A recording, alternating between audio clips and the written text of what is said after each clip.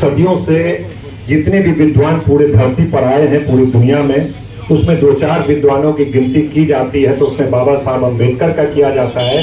क्योंकि आप विश्व के जिस विश्वविद्यालय में ये पढ़ते थे, कोलंबिया विश्वविद्यालय, वहां दुनिया के बड़े बड़े विद्वान लोगों ने अध्ययन किया, लेकिन स्टेचू बाबा साहब अम्बेडकर का वहां पर लगा हुआ है। यह प्रमाणित करता है कि बाबा साहब अम्बेडकर उस यूनिवर्सिटी में पूरी दुनिया के विद्वान छात्रों में एक स्थान रखते थे।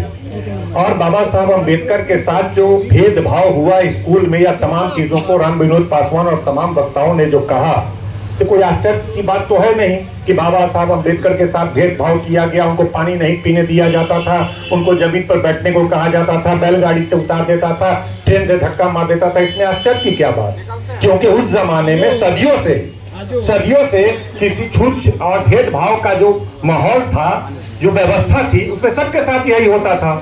जितने भी लोग थे उस समाज से, सबके साथ वही व्यवस्था था। जो एक व्यवस्था हमारे देश में मनुवादी व्यवस्था जो सदियों से चलती आ रही थी, इसमें जो भी शिक्षा ग्रहण आज भी चल रहा है, तो वह व्यवस्था बाबा साहब अम्बेडकर के साथ अपमानजनक व्यवहार हुआ नहीं, बल्कि जितने लोग थे जो भी पढ़ना चाहते थे उनके साथ वही व्यवहार होता था। जो मंदिर जाना चाहते थे वही व्यवहार होता था, जो कुआं छूना चाहते थे वही व्यवहार होता था।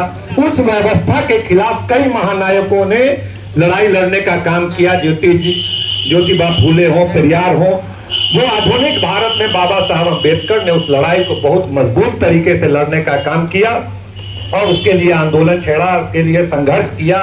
हमारे देश में जो वर्ण व्यवस्था के तहत जो भेदभाव था उसको समाप्त करते हुए समानता का अधिकार देने का काम किया। महिलाओं के साथ जो भेदभाव था